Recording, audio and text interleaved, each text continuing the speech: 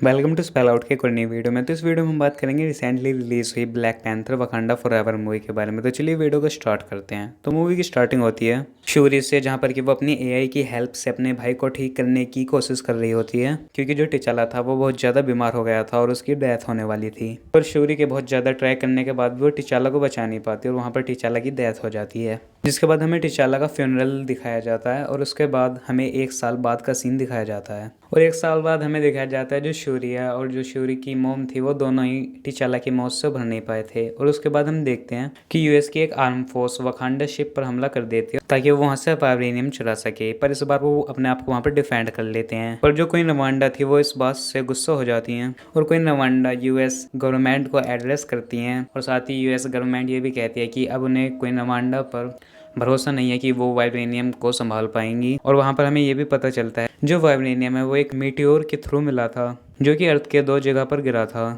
एक तो वकांडा था और दूसरा था पानी के अंदर एटलांटिका। जिसके बाद हमें दिखाया जाता है कि जो यूएस गवर्नमेंट है वो आयरन हार्ट के बनाए हुए वाइब्रेनियम डिटेक्टर के थ्रू पानी के अंदर जाती है जहाँ पर कि वाइब्रेनियम है और वो उसे ढूंढ रही है। जिसके बाद हमें पता चलता है एटलांटिक, जहाँ पर ये दूसरे वाइब्रेनियम का पार्ट गिरा था, वहाँ पर एक टेलेगन नाम की जाति रहती है जो कि पानी के अंदर ही रह सकते हैं और उन्हीं के पास में वो दूसरा वाइब्रेनियम होता है। और क्योंकि अब गवर्नमेंट उन्हें परेशान कर रही है तो वो भी दोबारा फायर बैक करते हैं और उनके हमले से यूएस आर्म फोर्स को पीछे हटना पड़ता है। और जिसके बाद हम देखते हैं उस टेलेगन जाति का जो सरदार था वो नेमोर था, जो कि क्वीन रवांडा से बात करने के लिए जाता है और वो क्वीन रवांडा से हेल्प मांगता है और उससे कहता है कि वो यूएस के खिलाफ फाइट कर सकते हैं अगर वो दोनों मिल जाएं तो। पर क्वीन रवांडा इससे साफ साफ मना कर देती हैं। और जिसके बाद नेमोर उन्हें ये बताता है कि वो किसी डिवाइस की हेल्प से अटलांटिक में वाइब्रेनियम को ढूंढ रहे हैं और साथ ही वो कहता है कि जिसने भी वो डिवाइस बनाया वो उसे मार देगा। जिसके बाद जो शूरी थी वो आयरन हार्ट से बात करने के लिए जाती है, जहाँ पर कि आयरन हार्ट शूरी को बताती है कि जो वो डिवाइस था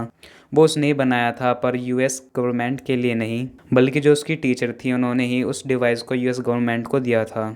और जहाँ पर शूरी और आयरन हार्ट की कन्वर्सेशन चल रही थी वहाँ पर अब यूएस आर्म फोर्स भी आ जाती है, जिसे देखकर वो दोनों वहाँ से भग जाते हैं। जिसके बाद हमें एक फाइट सीन देखने को मिलते हैं और वहाँ पर ही टेलीगन्स भी आते हैं और उनकी भी वहाँ पर फाइट स्टार्ट हो जाती है। पर जो नेमोर था वो शूरी और आयरन हार्ट को वहाँ पर किडनैप कर लेता है और ये बात जैसे ही पता चलती है क्वीन रवांडा को, वो नाक्या को भेजती है। नाक्या मतलब ब्लैक पैंथर की वाइफ, वो उसे उन दोनों का पता लगाने के लिए भेजती है और नाक्या वहाँ पर टेलीगन्स के पास जाकर शूरी और आयरन हार्ट को छुड़ा भी लेती है। पर ऐसा करते हुए काफ़ी टेलीगन्स मारे जाते हैं। और जिसके बाद हम देखते हैं नाक्या के आने से पहले जब शूरी और नेमोर बात कर रहे होते हैं तो वहाँ पर हमें नेमोर का पास्ट दिखाया जाता है, जहाँ पर हमें दिखाया जाता है जो टेलीगन्स थे वो असल में ह्यूमंस थे। वो धरती पर ही रहते थे पर वहाँ पर स्पेनिश लोगों ने उन पर अटैक कर दिया था और जिसके बाद वो उन पर रूल करने लगे। और इन सारी चीज़ों से परेशान होकर वहाँ के लोगों ने गॉड से हेल्प मांगी और तब गॉड ने उन्हें एक ग्लोइंग फूल की तरफ भेजा और जैसे ही उन सब ने उस फूल को खा लिया तो उन सब की वहाँ पर डेथ हो गई और उसे खाने के बाद वो दोबारा जिंदा हुए। और अब उनकी बॉडी ऐसी हो चुकी थी कि वो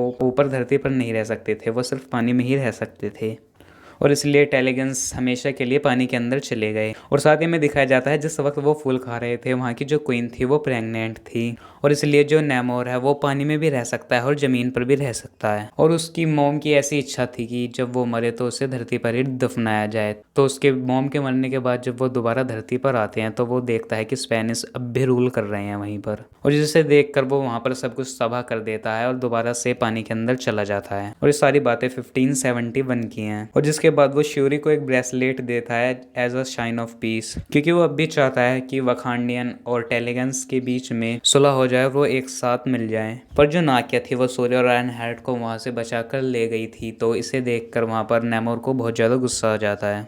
जिसके बाद वो जाकर वकांडियंस के ऊपर अटैक करता है और जो ये अटैक था ये काफ़ी हार्मफुल था और इसमें वो क्वीन रवांडा को वहाँ पर मार देता है और शूरी को वहाँ पर धमकी देता है कि वो दोबारा आएगा वहाँ पर कुछ दिन बाद। और जो शूरी थी वो पहले ही अपने ब्रदर की डेथ से उभर नहीं पाई थी और अब उसकी मोम की भी डेथ हो चुकी थी। जिसके बाद शूरी डिसाइड करती है और वहाँ पर वो एक सूट बनाती है जो कि एकदम ब्लैक पैंथर जैसा था। और जिसके बाद हम देखते हैं जो शूरी है वो अगली फाइट के लिए शूट अप होकर तैयार हो जाती है और यहाँ पर वो 2 सूट और बनाती है जिन्हें कि वो 2 और लोगों को दे देती है।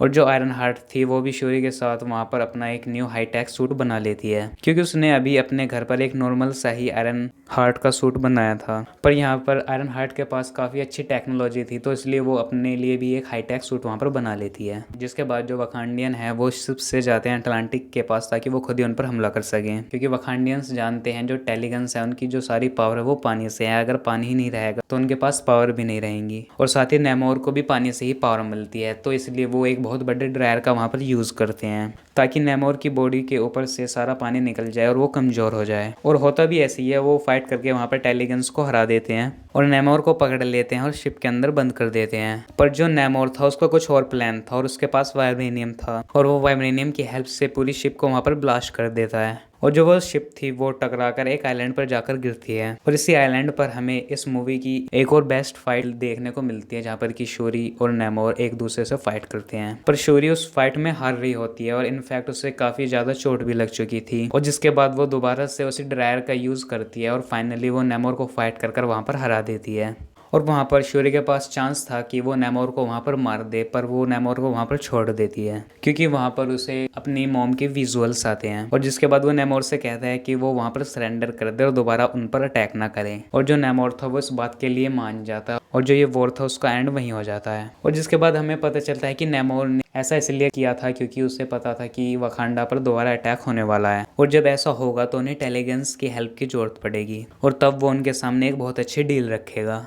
और दूसरी तरफ हम देखते हैं कि वकांडा में सबको ऐसा ही लग रहा था, जो शूरी थी वो नई क्वीन बनने वाली थी, पर वहाँ पर मोबाको नया किंग बन जाता है, और जो आयरन हार्ट थी वो दोबारा से अपनी नॉर्मल लाइफ में वापस चली जाती है। पर जो शूरी थी वो आयरन हार्ट से उस सूट को ले जाने के लिए वहाँ पर मना कर देती है, जिसके बाद आयरन हार्ट वहाँ से चली जाती है उस बिना सूट के ही। और जिसके बाद हम देखते हैं कि वकांडियंस में एक रूल था कि किसी भी फ्यूनरल के बाद जिस कपड़े में उसका फ्यूनरल करा गया उस कपड़े को जलाना है, पर जो शूरी थी उसने अपने ब्रदर की डेथ के बाद अपने कपड़े को जलाया नहीं था, पर अब अपनी मॉम की डेथ के बाद जो शूरी है वो अपने कपड़े को वहाँ पर जला देती हैं। मतलब कि ये कि अब वो पुरानी चीज़ों को भूलकर एक नया स्टार्ट करना चाहती है। और जिसके बाद हमें पता चलता है कि जो नाक्या है वो शूरी को बताती है कि टिचाला का भी एक बेटा भी है, जो कि अभी 8-10 साल का है, और वो वकांडा में इसलिए नहीं है क्योंकि टिचाला नहीं चाहता था कि वो वकांडा में बड़ा हो और वहाँ की वॉर टाइप की चीज़ों को झेले, इसलिए टिचाला ने उस बात को हर किसी से छुपा कर रखा था। और साथ ही में पता चलता है टिचाला के बच्चे का नाम भी टिचाला ही होता है। और इसका सीधा मीन ये था कि फ्यूचर में जो नया ब्लैक पैंथर बनेगा वो टिचाला का बेटा टिचाला ही बनेगा, पर फिलहाल के लिए अब जो क्वीन थी वो शूरी थी।